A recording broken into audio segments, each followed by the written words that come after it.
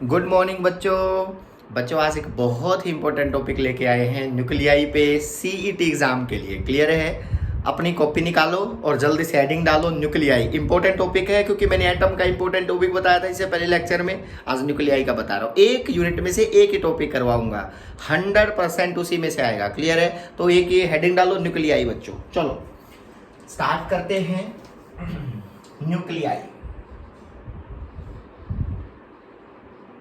बच्चों ये टॉपिक वैसे तो बहुत बड़ा है, ठीक है। न्यूक्लियाई के अंदर बहुत सारी चीजें आएंगी, लेकिन मेन कौन सा टॉपिक है इसमें से जिसमें बार बार क्वेश्चंस हर बार पूछे जाते हैं, चाहे वो जेईई का एग्जाम हो, चाहे वो नीट का हो, और अब चाहे सीईटी का एग्जाम हो। क्लियर है? अब देखो इसमें टॉपिक क्या है, मैं आप लोगों को बता देता हूँ। सबसे पहले एक चीज समझनी पड़ेगी कि एक साइंटिस्ट था बच्चों जिसका नाम था रदरफोर्ड। ठीक। इस साइंटिस्ट ने एक एक्सपेरिमेंट किया था, ठीक है। इसी का नाम आएगा, वो अलग बात है इनके स्कॉलर ने किया था, ठीक है, गाइगर मास्टर ने, लेकिन जो है ना उनका गाइड यही था, ठीक है, रदरफोर्ड। तो रदरफोर्ड के अकॉर्डिंग उसने एक एक्सपेरिमेंट किया, Rutherford alpha scattering experiment. Clear बात है बेटा? बहुत ही बेसिक बात है, Rutherford alpha scattering experiment. Rutherford alpha scattering experiment. I hope ये आप लोगों को क्लियर होगा। रदरफोर्ड एल्फा स्कैटरिंग एक्सपेरिमेंट, ठीक है। उसने क्या देखा रदरफोर्ड ने? उसने किसी एटम के ऊपर, ठीक है, गोल्ड के एटम थे, उनके ऊपर एक अल्फा पार्टिकल को क्या किया बताओ? बम्बार्डमेंट कर दिया। बम्बार्डमेंट मतलब बहुत सारे अल्फा पार्टिकल्स क्या किए बताओ? उसके ऊपर डाल दिए, ठीक है। तो हुआ क्या बेटा, जब अल्फा पार्टिकल किसी एटम के ऊपर उसने जो है ना बम्बार्डमेंट की, तो इस तरह से ये पार्टिकल डाले, ठीक है। तो अल्फा पार्टिकल में से यानी कि 1000 में से एक पार्टिकल ऐसा आया बच्चों जिसने न्यूक्लियस की डिस्कवरी की कि भाई न्यूक्लियस है कोई ना कोई एक ऐसा पॉजिटिव चार्ज है जो एक जगह एग्जिस्ट करता है। समझो ध्यान से। क्लियर है? जैसे मैंने कहा अल्फा के ऊपर भी तो पॉजिटिव होता है ना, पॉजिटिव चार्ज है, ठीक है। यानी कि आप 1000 अगर डालते हो उसमें से ओनली वन जो ये डिफाइन करेगा, ओनली वन, सारे ने सबने नहीं किया, ओनली वन जिसने ये किया कि भाई कोई ना कोई ऐसा चार्ज है जो एक जगह एग्जिस्ट कर रहा है, अलग अलग डिवाइड नहीं है वो चार्ज। तो उसको उसमें क्या हुआ? Only one scattered at angle 180 degree. ध्यान से सुनना, 1000 में से एक ऐसा था जिसने कहा कि स्कैटरिंग 180 डिग्री, मतलब अल्फा पार्टिकल रिवर्ट हो जाता है बच्चों, वापस टर्न कर जाता है अल्फा पार्टिकल, ठीक है। हुआ क्या सर इससे कैसे डिस्कवरी हुई? औरों ने क्यों नहीं? और तो मतलब और भी तो डेविएट हो रहे थे ना इस एंगल के ऊपर, ये सबसे ज्यादा होगा, तो इससे कैसे डिस्कवरी बनेगी कि अल्फा पार्टिकल वहीं एग्जिस्ट करा? देखो बेटा, पॉजिटिव चार्ज को किसी ने मना थोड़ी किया था कि पॉजिटिव चार्ज नहीं है, बस यही कंसेप्ट जानना था कि वो पॉजिटिव चार्ज एक जगह एक स्मॉल रीजन में एग्जिस्ट कर रहा है। क्लियर बात है ना? अब एक बात बताओ आप, बहुत ही सिंपल है, ये पॉजिटिव, अगर ये पॉजिटिव है तभी तो इसने इसको बेंड किया है, सर इसने भी तो इसको बेंड किया है, फिर ये देखो ये तो रिपेल कर दिए, इससे कैसे डिस्कवरी हुई? इसलिए हुई बेटा क्योंकि आपको ये पता है कि एक इलेक्ट्रिक फील्ड इंटेंसिटी का फॉर्मूला क्या होता है? 1/4 pi epsilon not Q upon mass square ना बेटा। समझो, जितना आर कम होगा उतनी इंटेंसिटी, इलेक्ट्रिक फील्ड इंटेंसिटी क्या होगी बच्चों? ज्यादा होगी। पता है ना, एक चार्ज पार्टिकल है मान लिया क्यू, उसकी इलेक्ट्रिक फील्ड इंटेंसिटी का फॉर्मूला क्या होता है? यही होता है, ठीक है। तो हमने उसको क्यों मान लिया, वहां पे कोई चार्ज मान के चले, ठीक है। कि जब एक चार्ज पार्टिकल वापस बेंड करता है तो इसका मतलब पॉजिटिव चार्ज पार्टिकल, इसका मतलब इसकी इलेक्ट्रिक फील्ड इंटेंसिटी बहुत ज्यादा रही होगी, याद रखना, तभी तो उसने उसको रिवर्ट कर दिया ना। मतलब intensity, electric field intensity is maximum, electric field intensity is maximum, तब जाके अल्फा बेंड हुआ होगा। अगर थोड़ी सी भी कम रही होगी तो कोई भी फील्ड उस चार्ज पार्टिकल को क्या नहीं कर सकता था? वापस रिवर्ट नहीं कर सकता था। तो इसका मतलब वो कब होगा? ई बहुत ज्यादा तब होगा जब आर कम होगा। आर कम का मतलब है बच्चों उसका साइज क्या होगा बताओ, बहुत कम है।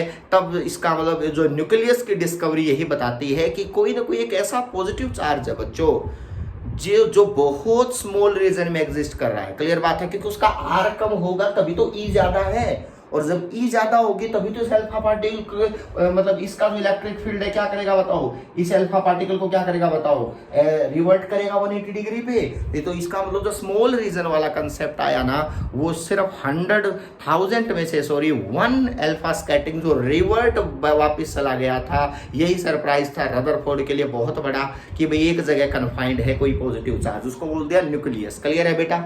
अब न्यूक्लियस में आगे क्या है, न्यूक्लियस के अंदर क्या एग्जिस्ट करते हैं तो पहले ही पता है, प्रोटॉन्स और न्यूट्रॉन्स। क्लियर, एक पॉजिटिव चार्ज है, हमारे माइंड में एक पिक्चर सी क्रिएट होगी कि एक इस तरह का न्यूक्लियस है, लेकिन मैं आपको बता देता हूँ न्यूक्लियस स्फेरिकल नहीं होता है।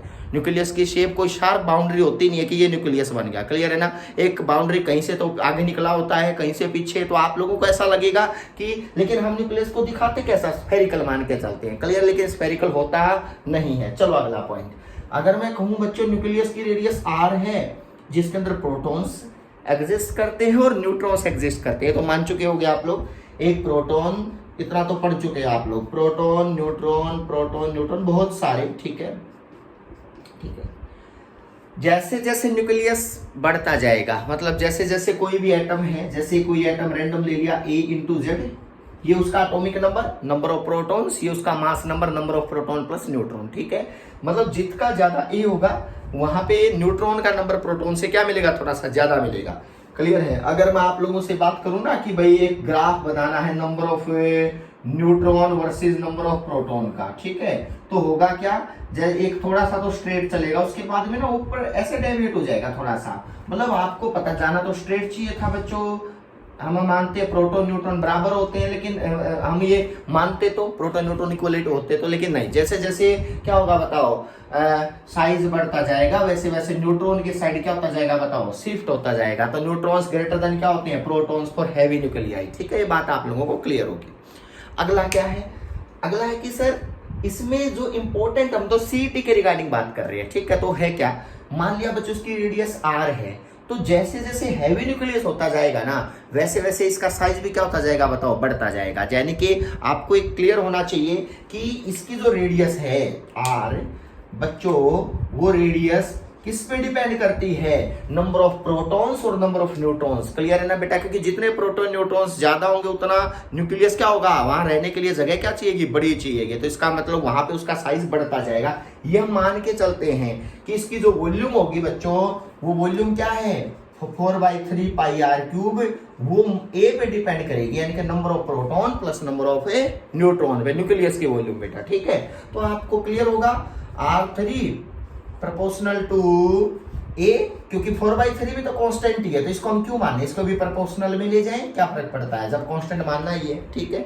तो ये प्रोपोर्शनल में चला गया। अब देखो, अब यहाँ पे R प्रोपोर्शनल टू ए की पावर 1/3, ठीक है बेटा, इधर जाके 1/3, और ये प्रोपोर्शनलिटी हटा के कोई आता है R0। तो मुझे लगता है बच्चों ये फॉर्मूला आप लोगों ने पढ़ रखा है 12th क्लास के अंदर, कि जो रेडियस होती है ना, जो आर है बच्चों, वो आर कैसे वेरी करती है, वो आर वेरी करती है ए की पावर 1/3 के अकॉर्डिंग। ए क्या है, number of protons plus number of neutrons जो किसी न्यूक्लियस में एग्जिस्ट करते हैं। क्लियर है। तो इसका मतलब यहाँ पे आर नोट की वैल्यू है क्या, आर नोट की वैल्यू है 1.2 इंटू 10 की पावर 15 मीटर, ठीक है। आर नोट कॉन्स्टेंट होता है, ठीक है ना, आर नोट कांस्टेंट होता है, मीन रेडियस बोलते हैं उसको अगर कोई पूछे तो, और आर की वैल्यू इस तरह से वेरी करती है। आप मुझे लगता है फॉर्मूला पर स्टार लगा लेना, इंपॉर्टेंट है। अगला फॉर्मूला क्या है बच्चों, कई बार क्या होता है, जो न्यूक्लियस है ना, जो आपको दिख रहा है, ये न्यूक्लियस ना स्टेबल नहीं है बच्चों, क्या नहीं है बताओ, स्टेबल नहीं है, ये अनस्टेबल हो जाता है। लाइफ के जैसे जैसे टाइम आगे बढ़ता है वैसे वैसे ये न्यूक्लियस स्टेबल नहीं रहता, क्या होता है, अनस्टेबल। अनस्टेबिलिटी का रीजन क्या है, अनस्टेबिलिटी का रीजन होता है बच्चों, एक बहुत ही सिंपल बात है, जब ये न्यूक्लियस है तो प्रोटॉन्स और न्यूट्रॉन है, इनको जो बाइंड करके रखता है, उनके जो आपस में फोर्सेस जो इनको जोड़ के रखते हैं उसको बोलते हैं न्यूक्लियर फोर्सेस। क्लियर है? वो न्यूक्लियर फोर्स क्या करते हैं, इस पूरे न्यूक्लियस का जो एडजस्टमेंट है उसको बना के रखते हैं। क्लियर है? प्रोटॉन न्यूट्रॉन, न्यूट्रॉन प्रोटॉन सबके बीच में लगता है, क्योंकि चार्ज पे डिपेंड नहीं करता। मैं चीज आप लोगों को नहीं बताऊंगा, 12th क्लास की बात, आप थोड़ा तो मैंने देख लेना न्यूक्लियर फोर्सेज की प्रॉपर्टीज। क्लियर है? अगला पॉइंट सुनो। अब है प्रोटॉन न्यूट्रॉन। अब ये न्यूक्लियस है क्या, जैसे जैसे न्यूक्लियर फोर्स लगता है ना बच्चों, वो न्यूक्लियर फोर्स क्या करता है, उसका एक नेचर होता है, वो सबसे ज्यादा, देखो मान लिया एक प्रोटॉन एक न्यूट्रॉन है यहाँ पे, ठीक है। प्रोटॉन न्यूट्रॉन जब बहुत नजदीक आते हैं ना तो वो एक दूसरे को रिपेल करना शुरू कर देते हैं, और जब ये दूर जाएंगे थोड़ा सा तो फिर अट्रैक्शन आएगा। मतलब यहाँ ना ये ऐसा काम हो रहा है न्यूक्लियर फोर्स का, जब नजदीक आए ना, बहुत नजदीक, कितना सर, 0.7 इंटू 10 की पावर -15 मीटर बच्चों, ये रेंज बना रखी है। अगर आप अप्रोक्सीमेटली इससे और या इससे नजदीक आओगे ना तो बच्चों याद रखना, ये एक प्रोटॉन, ये प्रोटॉन न्यूट्रॉन, न्यूट्रॉन कोई भी आपस में क्या करते हैं बताओ, रिपेल करना शुरू कर देते हैं। क्लियर बात है ना? और जब थोड़ा सा दूर जाएंगे तो क्या है बताओ, यानी कि इस रेंज में जाएंगे, लगा लो 2 इंटू 10 की पावर -15 मीटर के आसपास, 1 से लेकर के 1.5 से लेकर के इस रेंज में जाएंगे ना, तो दोबारा से आपको लगेगा क्या हो रहा है बताओ, ये एक दूसरे को अट्रैक्ट कर रहे हैं बेटा, यानी कि प्रोटॉन प्रोटॉन को कह रहा है मत जाओ। क्लियर बात है? तो इसका मतलब ये अट्रैक्शन और रिपल्सन का गेम है जो न्यूक्लियर फोर्सेस क्या करते हैं बताओ वहां पे। हाँ, एक जो समझना, न्यूक्लियर फोर्सेस ओनली अट्रैक्टिव हैं, यानी कि अट्रैक्शन वाला पार्ट न्यूक्लियर वाला माना जाता है, जो रिपल्सिव वाला पार्ट और न्यूक्लियर फोर्स का पार्ट नहीं है, याद रखना। क्लियर है? अब ऐसा क्यों होता है, ये सारी बहुत बेसिक बातें हैं जो +2 क्लास का लेक्चर होगा उसमें पढ़ेंगे सारी बात। क्लियर है ना? तो इसका मतलब इस रेंज में याद रखना अट्रैक्टिव होता है, लेकिन इससे कम आ जाते हैं 0.7 से, तो समझ जाना क्या है बताओ, repulsive. Proton proton neutron, neutron proton, neutron repel करना शुरू कर देते दूसरे को। क्लियर है बेटा? अगला पॉइंट सुनो। जब इस तरह के फोर्सेस एक न्यूक्लियस में लगते हैं ना तो सोच के देखो, वहां पे अनस्टेबिलिटी तो होगी ही होगी। समझ में आई बात बेटा? एक प्रोटॉन दूसरे प्रोटॉन को क्या कर रहा है बताओ, रिपेल करा, ज्यादा क्लोज आ गया तो रिपल्सन होगा वहां पे बेटा, दूर चला गया तो अट्रैक्शन होगा। तो मतलब कहीं ना कहीं उस पूरे सिस्टम में ना इस तरह की क्या हो रही है बताओ, सिचुएशंस क्रिएट हो रही हैं। तो एक लॉन्ग टाइम के बाद क्या होगा, न्यूक्लियस अनस्टेबल होगा। क्लियर बात है? जब अनस्टेबल होगा न्यूक्लियस तो उसके अंदर से बेटा याद रखना एक पार्टिकल निकलता है जिसको हम बोलते हैं डीके। याद रखना, क्योंकि घर में अगर अनस्टेबिलिटी है तो जिस पार्टिकल की वजह से अनस्टेबिलिटी, अगर वो पार्टिकल को बाहर निकाल दिया जाए तो इसका मतलब पूरा सिस्टम क्या रह जाएगा बताओ, स्टेबल रह जाएगा। और कुछ साल बाद क्या हो जाएगा, फिर उस घर में प्रॉब्लम हो जाएगी, फिर एक पार्ट और चला जाएगा बाहर। ये तो नेचर है बेटा। तो इसका मतलब आप लोगों को अपने घर को मत जोड़ना इस चीज के साथ। क्लियर है ना? अगला पॉइंट, तो अगर मैं कहूँ एक पार्टिकल बाहर निकलता है उसकी वजह से क्या जाती है बताओ, स्टेबिलिटी। तो उसको पार्टिकल बाहर निकला ना उसको बोलते हैं डिके ऑफ पार्टिकल। क्लियर है? यानी कि उस मतलब वो पार्टिकल क्या होगा बताओ, वहां से डिकेड होगा। ठीक है? अगला पॉइंट सुनो। अब यहां पे मैं तुम लोगों को एक चीज और बता रहा हूं सिंपल। अब ये मान के चलो कि न्यूक्लियस अनस्टेबल है। पहली बात आपके माइंड में ये बात होनी चाहिए कि न्यूक्लियस कभी 100% स्टेबल हो ही नहीं सकता। टाइम लगता है, कोई ज्यादा टाइम के लिए स्टेबल रहता है, कोई कम टाइम में ही अनस्टेबल हो जाता है। ठीक है? Depends on the nucleus. ठीक है? अगर मैं आपसे कहूं कि ठीक है, स्टेबिलिटी ऑफ न्यूक्लियस, सबसे मेन टॉपिक यही है, stability of nucleus.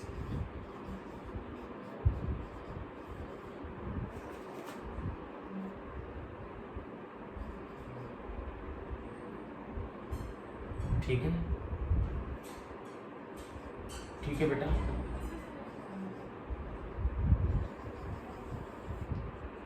Stability of nucleus, stability of nucleus में क्या है, मान लिया एक कोई भी पार्टिकल है, ठीक है, उसका ये न्यूक्लियस है जिसमें प्रोटॉन्स हैं बच्चों और न्यूट्रॉन्स हैं। क्लियर है? अगर यहाँ अनस्टेबिलिटी होगी तो एक फैमिली, एक पार्टिकल बाहर जरूर निकलेगा स्टेबिलिटी के लिए, क्योंकि लाइफ में स्टेबिलिटी सबको चाहिए होती है बेटा। तो इसका मतलब यहां से कोई पार्टिकल निकल जाएगा, उसको बोलते हैं डिके। न्यूक्लियस का डिके हो गया बेटा, और उस पार्टिकल को बोलते हैं डिकेड पार्टिकल। अब आप करते हैं सर कितने टाइप के पार्टिकल होते हैं, और इस फिनोमेना को जो ये पार्टिकल निकलते हैं ना उसको बोलते हैं रेडियो एक्टिविटी। याद रखना, radio activity, radio activity. Witty. इसकी डेफिनेशंस वगैरह कुछ नहीं बताऊंगा, लेकिन आप समझना उसको, रेडियो एक्टिविटी। क्लियर है ना। अब यहाँ पे है क्या, जब पार्टिकल डिके हो तो तीन टाइप की पॉसिबिलिटीज है पार्टिकल की। देखो बेटा, क्या अल्फा डिके निकल गया, कोई अल्फा निकल गया बच्चों, या क्या निकल गया बताओ, बीटा डिके होगा, बीटा पार्टिकल निकल गया, या गामा पार्टिकल, गामा डिके होगा। क्लियर है। हम अलग अलग बता रहा हूं यहीं पे।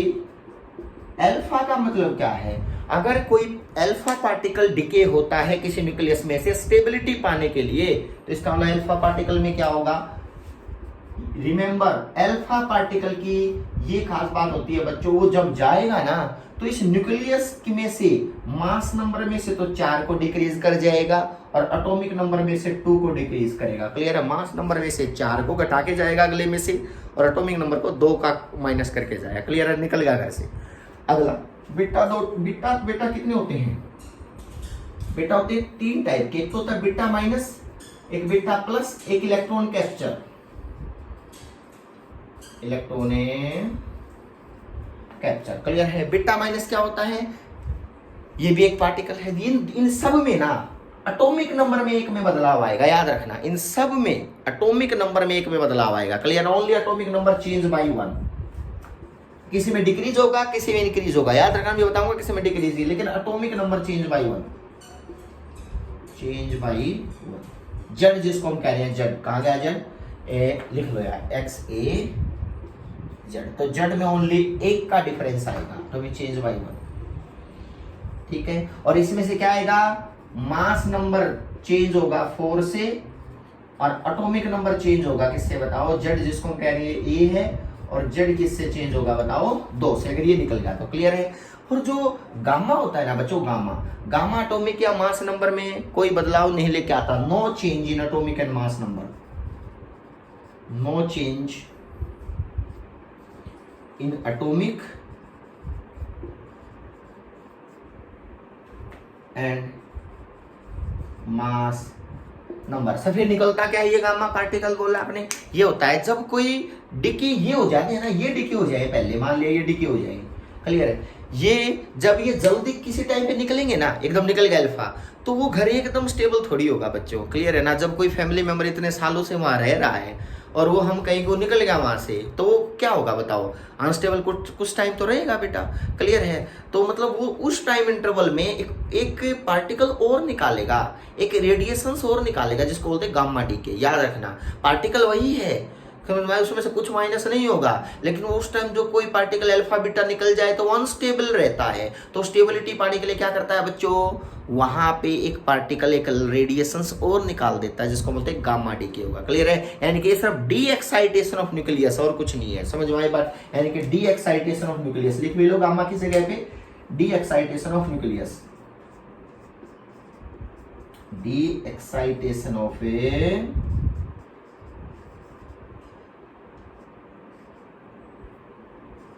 क्लियर है बेटा। अब मुझे ये बात समझ में आई, ठीक है सर। अगर डी एक्साइटेड हो जाता है तो गामा निकलेगा, कोई बदलाव नहीं है, अल्फा निकलेगा या बीटा निकलेगा। अब बात आती है कि सर एक एग्जांपल देता हूं मैं आपको, कॉमन बात है, बिल्कुल सिंपल एग्जांपल है। बिल्कुल इस एग्जांपल को आप नोट भी करोगे, ठीक है।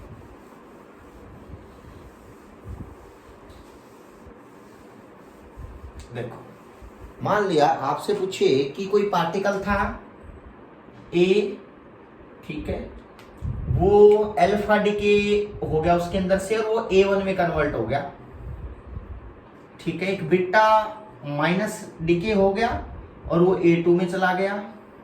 A2 के बाद क्या होगा बताओ, A3 में, A3 के बाद A4 में, यहां पे मान लिया अल्फा, फिर दोबारा यहाँ बीटा प्लस हो गया, और फिर उसके बाद में A5 में। मैंने सारी चीजें क्लियर करवा दूंगा, गामा डीके होगा। क्लियर है। मतलब इस तरह से चेंज हो रहा है, कोई पार्टिकल पहले अल्फा था, फिर उसमें अल्फा डीके होगा, वो दूसरा वहां फैमिली अलग बन गई उसकी A1, फिर बीटा डीके होगा, कुछ साल बाद फिर A2 में फैमिली मेंबर बन गए, उसके A2 बन गए, फिर A3 बन गए, बीटा प्लस। क्लियर है। अब अगला पॉइंट है सर, याद रखना, जब बीटा प्लस होता माइनस होता है ना, इसमें ना एटॉमिक नंबर में, याद रखना, एटॉमिक नंबर में 1 प्लस होता है, याद रखना। Atomic number increase by 1, atomic number increases by 1, ठीक है, फिलहाल आपने याद रखनी है ये बातें सारी। इसमें क्या होगा, एटॉमिक नंबर डिक्रीज, जब ये निकलेगा तो atomic number decrease by 1। Clear है? अब देखो, अब यहाँ अल्फा निकलेगा तो अल्फा क्या होगा बताओ, मास नंबर तो 4, एटॉमिक नंबर 2, इलियम को अल्फा पार्टिकल होता है। क्लियर है? तो ये अल्फा पार्टिकल, ये अल्फा निकल जाएगा। क्लियर है? उसके बाद बीटा प्लस बीटा, गामा क्या होगा बताओ, नो चेंज है, ये सर आपने बता ही दिया। ठीक है, हो ये बात क्लियर है। ठीक है, अब आपसे पूछा क्या जाएगा, पूछा जाएगा बताओ ये जो पार्टिकल था ना स्टार्टिंग वाला, इसका मास नंबर बताओ और क्या बताओ, एटॉमिक नंबर बताओ। ठीक है, जबकि देख इसका रखा है बीच में किसी एक का दे दिया, इसका दे दिया मास नंबर 171 और बेटा इसका एटॉमिक नंबर दे दिया जो यहाँ पे आया है बाद में, उसका जो 82। ठीक है, इस तरह से दे दिया, किसी बीच में दे दिया कि 82 और आपसे पूछा है ओरिजिनल का एटॉमिक नंबर मास नंबर बताओ जहां से वो डिके होने शुरू हुए। क्लियर है? तो आपसे ए का पूछेगा एटॉमिक नंबर मास नंबर, और लास्ट में इसका पूछ लेगा A5 का बताओ, A5 का बताओ मास नंबर भी बताओ और बच्चों एटॉमिक और मास नंबर भी और एटॉमिक नंबर जेड और ये दोनों बताओ एटॉमिक नंबर। मुझे लगता है ये तुम्हें क्लियर होगा मास और जेड वाला। अगला पॉइंट क्या है सर, करें कैसे इसको, बहुत सारे बच्चे तो करना शुरू करेंगे। ठीक है, मैं निकालू उससे पहले सोल्व करके बता दूं। ठीक है,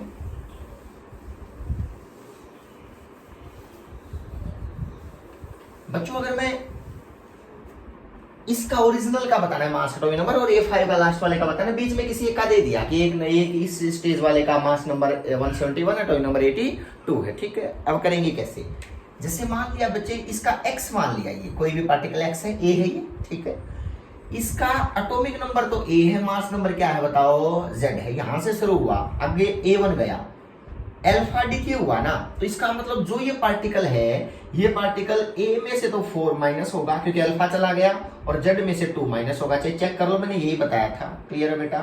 अगला पॉइंट A1 में, अगला है ये A2 में बीटा माइनस हुआ। बीटा माइनस में क्या होता है, एटॉमिक नंबर सिर्फ एक ऐड होता है। क्लियर है ना? क्या होता है, एक ऐड होगा, तो क्या होगा यहाँ पे A2, ये तो एज इट इज रहेगा लेकिन इसमें एक ऐड होगा तो Z -1 बनेगा बेटा। क्लियर है ना?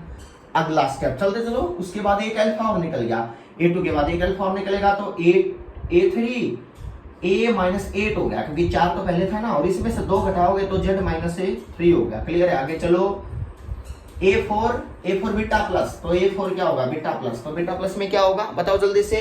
A4 का देखोगे तो A-8, बीटा माइनस में एक क्या हो जाता है, प्लस, एक माइनस हो जाता है तो Z -4 हो गया, Z -4, बीटा प्लस हुआ है ना, यहाँ पे बीटा प्लस हुआ है।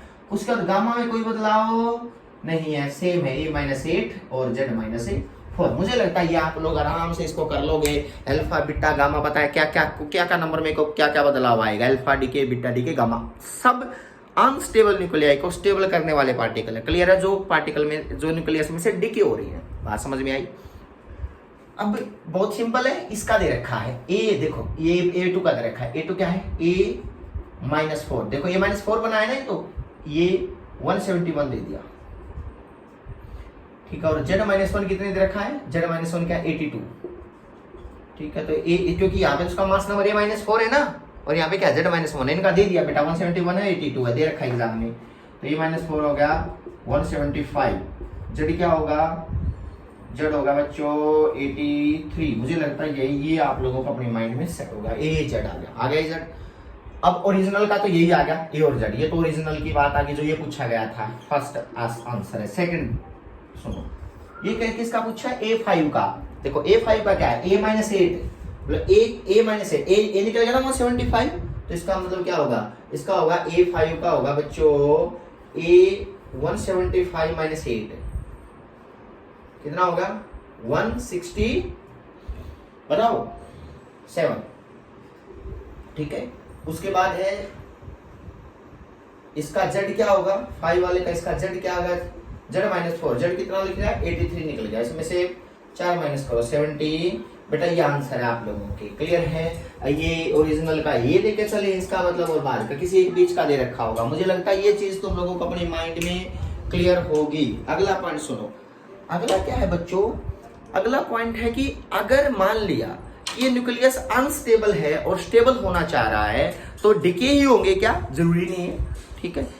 पूरी रिएक्शन, पूरा न्यूक्लियाई ब्रेक भी हो सकता है, फिजन या फ्यूजन, वो बाद में लेक्चर में डिस्कस करेंगे, जरूर करवाऊंगा क्लास उस पे, क्लियर है ना। अब है यहाँ पे इंपॉर्टेंट टर्म कि रेडियो एक्टिविटी में हाफ लाइफ टाइम क्या होता है, तो अपनी कॉपी में हेडिंग डालो हाफ लाइफ टाइम, जिसपे न्यूमेरिकल आया ही आया है बच्चों, जो मैं बोल रहा हूँ अच्छे से नोट करो। 100% सीईटी, नीट और जेई सब में एक ही पैटर्न आता है, और ये अलग नहीं करते पैटर्न, ऐसा नहीं है जेई में अलग, एडवांस थोड़ा सा अलग होता है, क्लियर है, थोड़ा सा मानता हूँ थोड़ा सा अलग है पैटर्न से, लेकिन जेई मेन, उसके बाद नीट, उसके बाद सीईटी, एक पैटर्न के एग्जाम है, एक लेवल के एग्जाम है, इनमें ये मत सोचना कौन ईजी है कौन डिफिकल्ट है, क्लियर बात है, आजकल सब कॉमन हुआ बैठा है। अगला पॉइंट सुनो, यहाँ पे क्या है, जर्मान सुनो, अब है half life time, half life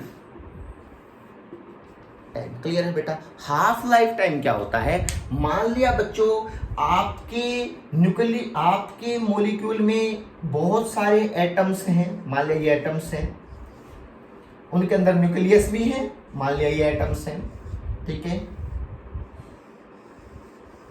ये एटम्स हैं, ठीक है। अगर मैं कहूं कोई एक मोल ले लेता हूं तो उसमें कितने एटम्स होते हैं, एवोगाड्रो नंबर के बराबर, तो मान लिया बेटा ये बहुत सारे एटम्स ले लिए, दिखाई कम है मैंने। अगर मैं आपसे कहूं कि ये एटम्स अनस्टेबल है, समझ में आई बात, इस स्ट्रक्चर में बहुत सारे सबके न्यूक्लियस अनस्टेबल है, तो क्या होंगे, डिके होंगे। मान लिया ये डिके हो गया, ये भी डिके हो गया, ये भी डिके होगा, मतलब जब डिके हो जाएंगे ना, जो डिके होते जाएंगे वो दूसरे में कन्वर्ट होते जाएंगे, जैसे एक इसमें कन्वर्ट हो गया था अल्फा डी से A1 में, कोई दूसरा फैमिली बन गई थी, क्लियर है ना। तो मतलब जो डिके होते जाएंगे उनको मैं डार्क करता जा रहा हूं, क्लियर है। कुछ टाइम बाद ये भी होगा, टाइम तो लगेगा, 4 हो गए बेटा, क्लियर है ना। और उसके बाद क्या होगा, एक और लो यहाँ पे E1, तो मान लिया बेटा ये और था, ठीक है। कुछ टाइम बाद ये भी हो गया,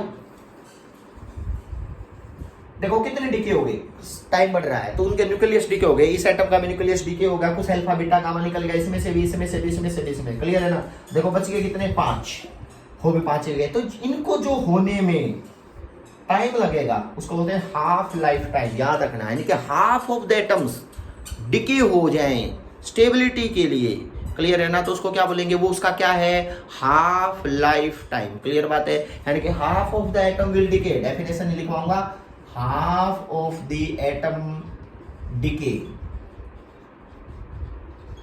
दैट टाइम क्या बोला जाएगा, हाफ लाइफ टाइम, यानी कि उसका हाफ लाइफ टाइम है। अगला पॉइंट क्या है, अगला है बेटा, एक चीज और समझना, अगर मैं आपसे एक बात और पूछता हूं कि भाई सर हाफ के बाद क्या होगा, हाफ अनडिके भी तो रहेंगे ना, तो एक डेफिनेशन ये भी बनेगी ना कि हाफ अनडिके रहे या हाफ डिके हो जाए, तो उसको क्या कहेंगे, वो उसका क्या है, मॉलिक्यूल का हाफ लाइफ टाइम, क्योंकि मॉलिक्यूल्स में बहुत सारे एटम्स हैं, ठीक है, तो वहां उसका हाफ लाइफ टाइम बोला जाएगा मटेरियल का, ठीक है।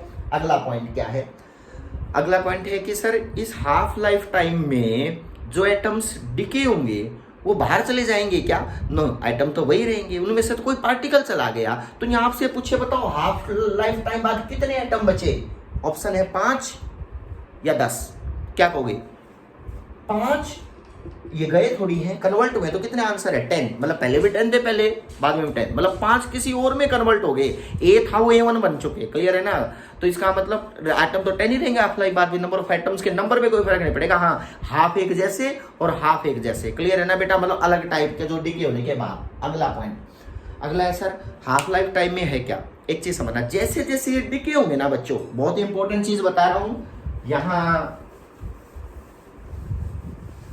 अच्छे से इस चीज को समझना कि ये हाफ लाइफ टाइम होता क्या है, ये डेफिनेशन तो आपको वही पता चल, अब हो बेटा याद रखना, ये जो डिके होने का रेट है ना, जैसे एक पार्टिकल निकल गया फिर दूसरे घर में से पार्टिकल निकल गया, क्लियर है ना, अनस्टेबिलिटी जो रेट है ना वो किस पे डिपेंड करता है, कि वो डिपेंड करता है, पहली चीज अगर आपका फर्स्ट डिके हुआ है तो बहुत तेज हुआ होगा, जब दूसरा हुआ होगा तो इतना स्पीड से नहीं हुआ होगा जितना फर्स्ट हुआ था, तो मतलब क्या कह रहा हूं, जितने याद रखना डिके बढ़ते जाएंगे उतना रेट स्लो होता जाता है, याद रखना, यानी कि जो डिके होने का रेट है वो क्या हो जाएगा, स्लो हो जाएगा, क्लियर बात है। तो रेट ऑफ डिके है ना, रेट ऑफ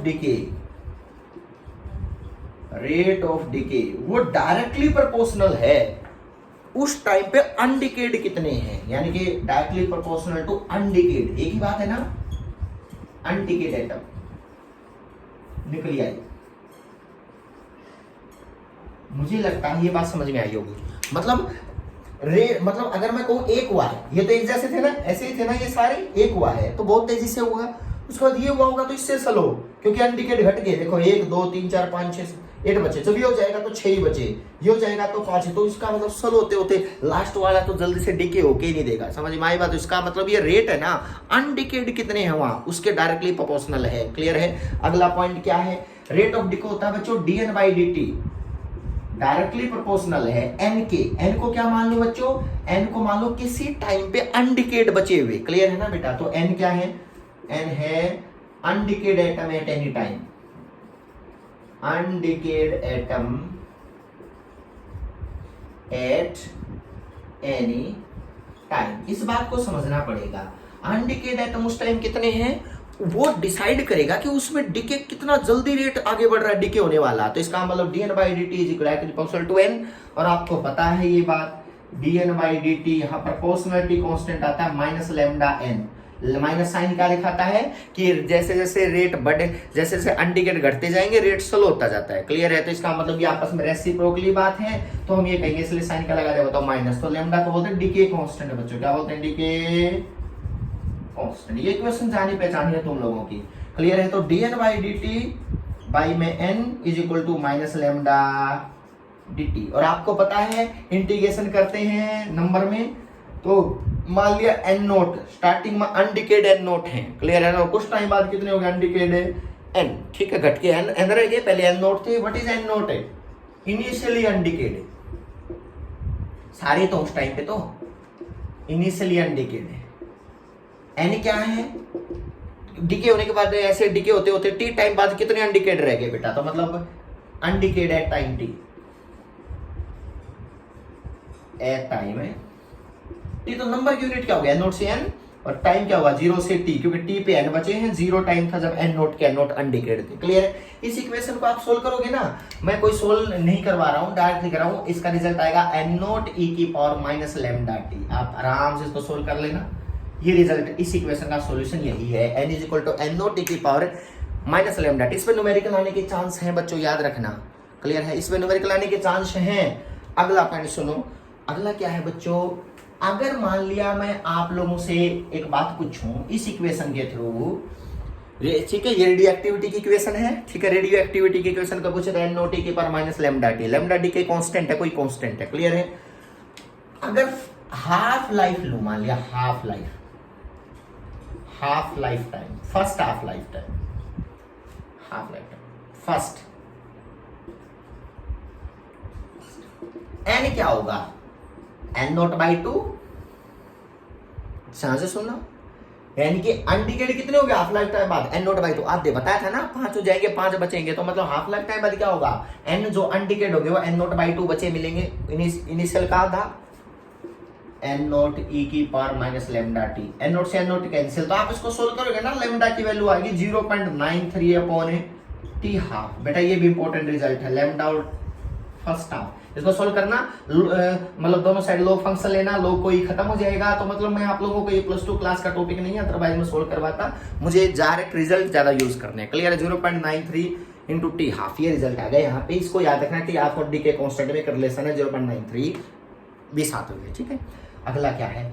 इसमें क्वेश्चंस 100% न्यूमेरिकल आएंगे, याद रखना, जो फॉर्मूले बताया, एक तो ये बताया, एक ये सेकंड, इसके ऊपर स्टार लगा लेना। ठीक है, अगली बात क्या है बेटा? अगर मैं सेकंड हाफ की बात करता हूं ना, सेकंड हाफ की, जैसे फर्स्ट हाफ में क्या था? n नोट बाई 2 था, सेकंड क्या होगा? n नोट बाई 2 का भी हाफ, क्योंकि अगला हाफ का हाफ तो क्या होगा? n नोट बाई 4 हो गया ना। तो मतलब आप लोग खुद देखोगे कि अगला हाफ के लिए पूछे तो क्या होगा बताओ? n नोट बाई 4 आएगा इस इक्वेशन में सेकंड हाफ के लिए। फर्स्ट हाफ की का ये रिजल्ट पुट किया था ना, तो सेकंड हाफ का क्या आएगा?